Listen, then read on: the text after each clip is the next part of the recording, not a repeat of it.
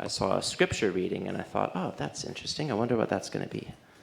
And then realized that's me. Right. Proverbs 20, verse 29. The glory of youth is their strength, and the splendor of the old is their gray hair.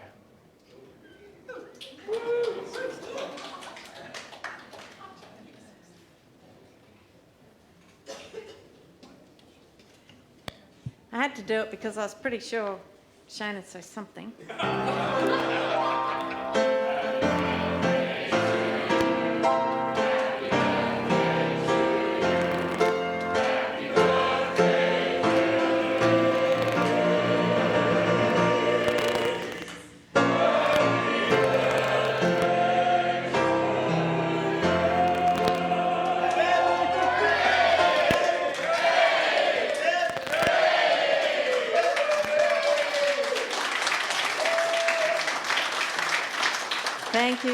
Thank you. All right. Yeah, I don't get cheap fares. You're 5 years ahead. Sorry, I just guessed. Yeah, thanks. Yeah. I mean, what's with the 50-cent fares anyway? Like, what does it matter anymore? No, but I did get this in the mail this week. And a letter from Tim Mander wishing me a happy birthday. And telling me that I may be eligible for a seniors card. Turns out I'm eligible for like some discounts. So I guess that's something. I don't know how this happened, to be honest. I was walking through Chermside Shopping Centre a few months ago, and it suddenly dawned on me that all of the people walking past me were younger than me. I literally stopped outside of Kmart and just stood there and looked around and checked at all the people who were walking past, and it was true.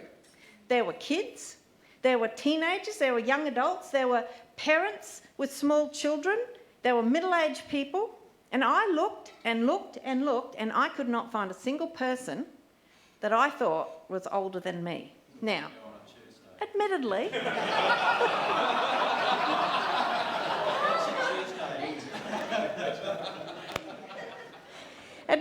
most women my age dye their hair, so there could have been some who were incognito that I didn't realise. But it dawned on me that I am one of the oldest people on Earth, the oldest people in the world. I'm older than 89.7% of people living on this planet. That's a startling thought, you know. That can knock you. I actually asked my sister, she's 6 years older than me, if she'd ever had that sort of startling moment of revelation, and she said yes, but it doesn't happen anymore because she moved to Golden Beach. I do not know how much longer I'm going to live, but I'm certain that most of my life is behind me and less of my life is in front of me. And that gap is widening at lightning speed.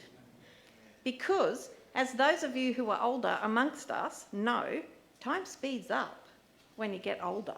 It really does. There's some weird cosmic thing that happens, I don't know. But it speeds up exponentially. In the 6 decades that are now behind me, stuff happened. I had experiences. I reflected on those experiences. I'm still reflecting on many of them. I learnt from those experiences. Because I'm a very clever person, I also learnt from the experiences of others, and I highly recommend that so that you don't have to go, you kind of learn from them instead of making more mistakes of your own. I learnt from people who are friends and family. I learnt from people I read about in the news. I learnt from people who were characters in books, even fictional characters. I've seen 6 decades of how the world works. I've seen consequences for actions, both on an individual level and on a global scale. I've seen really big cultural and societal changes. I watched the moon landing the day that it happened. Some people took wooden fruit boxes down to the local appliance store to sit on and watch the moon landing through the shop window because not many people had TVs. The front door of our house, it had a key, but nobody really knew where it was. But we did lock the house when we went away on our 1 week's annual holiday. My mother cooked our meals on a wood-burning stove. Actually, she still cooks on a wood-burning stove. I made phone calls to my sister when she moved to the city to study, and a telephone exchange operator would interrupt our conversation every 3 minutes to say, 3 minutes, are you extending? And we had to decide whether to keep on talking and for another 3 minutes and pay the extra call fee or hang up. We knew they were listening to our calls. Sometimes I wore shoes to school and sometimes I didn't. I found this hard to believe. I thought, surely I've imagined that. But my official Year 7 school photo, I have no shoes on. My grade 10 science teacher lined up students who got questions wrong in class and whacked them across the bum really hard with a thick wooden metre-long ruler. This was not considered particularly cruel or unusual, and it made you do your homework very carefully.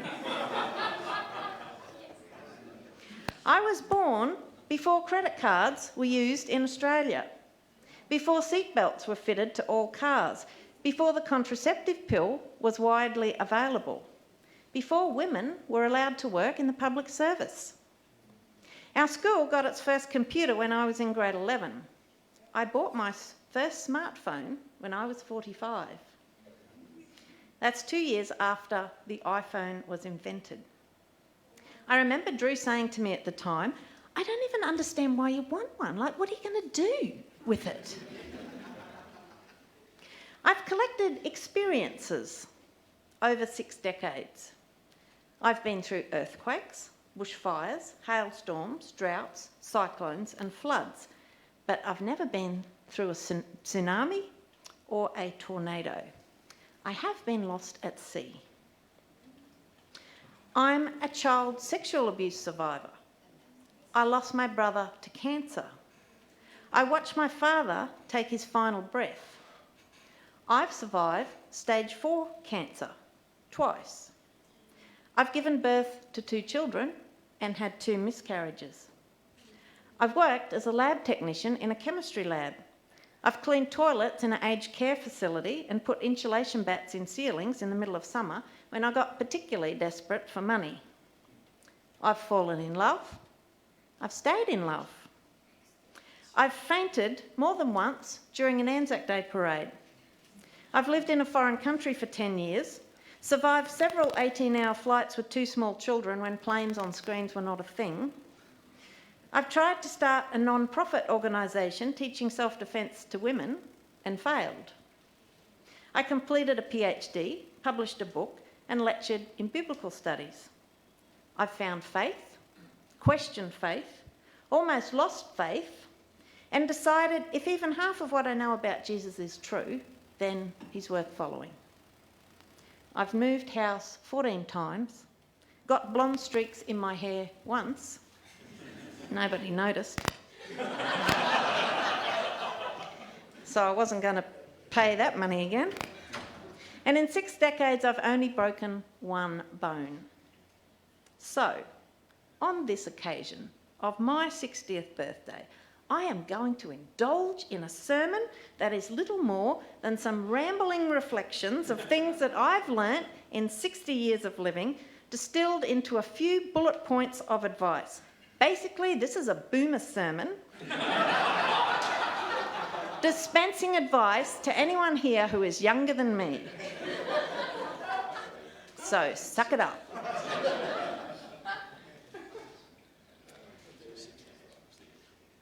Here's my first bullet point. Remember that you too are going to get old. Probably. Unless you die before that happens, which you might. But it's likely that you are going to be in a shopping centre somewhere or on the beach or at a restaurant, and it will dawn on you that you are older than everyone around you. That you are one of the oldest people on the planet. This is going to happen to you. Try to understand that ahead of time. Remember, as often as you can, that this is going to happen to you. Write it on a card. Stick it on your mirror where you can be reminded every day.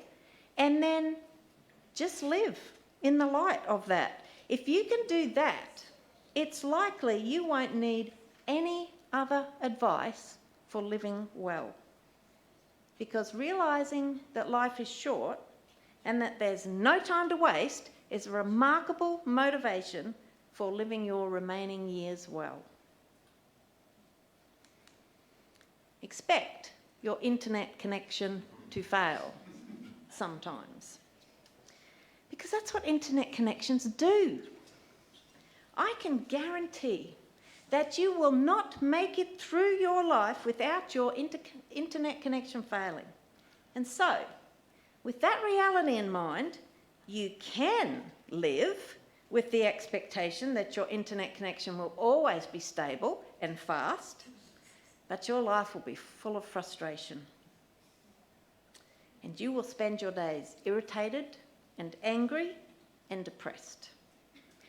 If, however, you embrace the reality that your internet connection will not always be reliable, when it does fail, this will not come as an unexpected shock.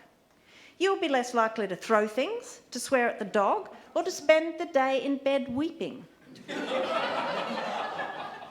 You'll be more likely to just sigh, shrug your shoulders, and work out an alternative plan for how you're going to do your Zoom job interview. This, of course, applies to many more things than just your internet connection. A plane flight that you are going to book at some point in the future will get cancelled or delayed. At some point, you're going to need a plumber, and it is going to be expensive. You're going to buy a new washing machine, and the following week, it's going to be on special. You'll get scammed, and you'll lose money through no fault or very little fault of your own. All these things will happen because life is not fair.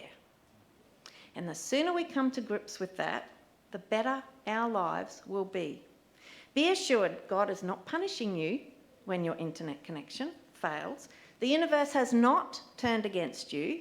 You are not the only one that these things happen to. These things happen to everyone in one way or another, and at one time or another. To some, more than others, for sure, because life is not fair. There is no point expecting life to be fair. It just isn't.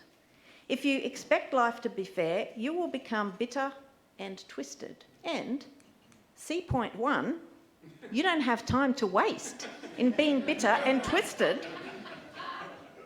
Life is hard. Expect it to be hard. And when your internet connection works,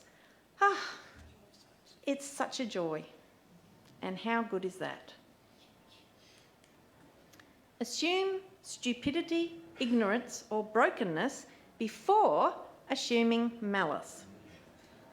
Sometimes it seems like people are intent on making your life miserable. But chances are that's actually not their intent at all. Few people wake up in the morning and think, I'm going to make Shane's life hell today.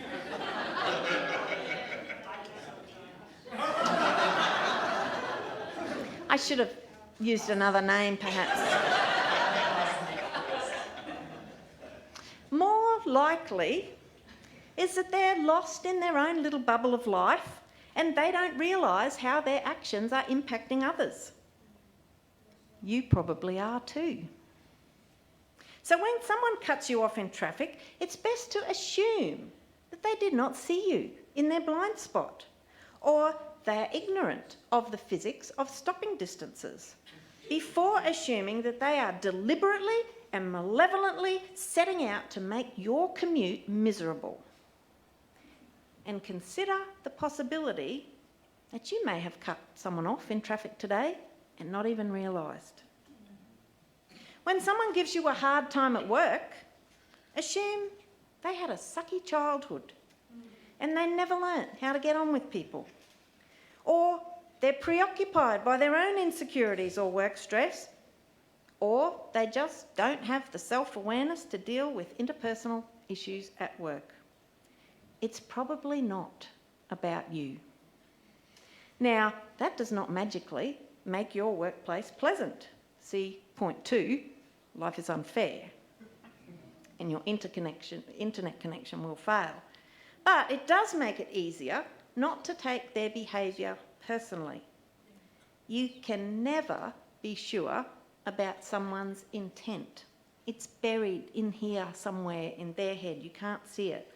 But it's less likely that they're intentionally organising their life around making you miserable, and more likely that they are having a moment of stupidity or ignorance or brokenness.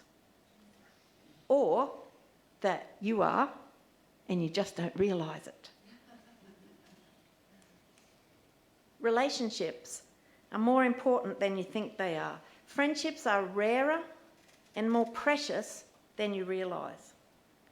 As you get older, you discover that there is not a never-ending stream of wonderful people lined outside your door waiting to be your next best friend. There are seasons in life when making friends is easier, and seasons in life when making friends are more difficult. So if you're at uni or at TAFE and you're meeting lots of new people, just hone in on those friendships and make the most of them. We are living in a cultural moment when we are being encouraged to get rid of the toxic people in our lives. And there's absolutely some wisdom to that. And only you can judge when a relationship is causing you such serious harm that you need to end it. Sometimes that is the wisest thing to do, absolutely. But from my position at 60, be slow to write off relationships. There are more than 2 options than you are my BFF. Is that still a thing? Am I showing my age? There's more than you are my BFF or you are dead to me. There's so many other options in between. There's this person can't be trusted with my deepest secrets, but they're fun to go out with. There's this person let me down badly, but they seem remorseful and maybe our friendship can slowly recover. There's I can be civil to this person at Christmas dinner and family gatherings, but I can't be involved in their everyday lives. Be careful about burning your bridges, because relationships are difficult to re-establish. And as you become more secure about knowing where your boundaries are and about setting your boundaries, you realise that you can decide where to set those boundaries, whether to keep a relationship at arm's length, shut it down completely, or invite people in closer. Remember, as you get older, that your advice is not as good as you think it is. Times change. And some of the things that you learnt through the School of Hard Knocks, is that a thing? Does everybody know what that means? Oh, good. Some of the things you learnt may now be completely irrelevant to your younger friends, colleagues and relatives. The importance of paying off the whole of your credit card before it accrues interest is no advice at all to anyone under, 27? Because who under 27 has got a credit card anymore? This means that everything that I've said to you, you should take with a large pinch of salt. I think I've given you good advice, but I don't know for sure. I don't know what you're facing or what you will face in your life. You have and you will have different experiences than me. Maybe you won't get lost at sea. And when you get to 60, if you haven't already, you may believe that because of what you've seen and what you've experienced, you have some great advice to pass on. And it might not turn out to be that great to your listeners. So then, let me finish with the words of a hypothetical graduation speech written by the Chicago Tribune columnist Mary Schmitz and made famous by the singer Baz Luhrmann. Ladies and gentlemen of the class of 99, wear sunscreen. If I could offer you only one tip for the future, sunscreen would be it. The long-term benefits of sunscreen have been proved by scientists, whereas the rest of my advice has no basis more reliable than my own meandering experience.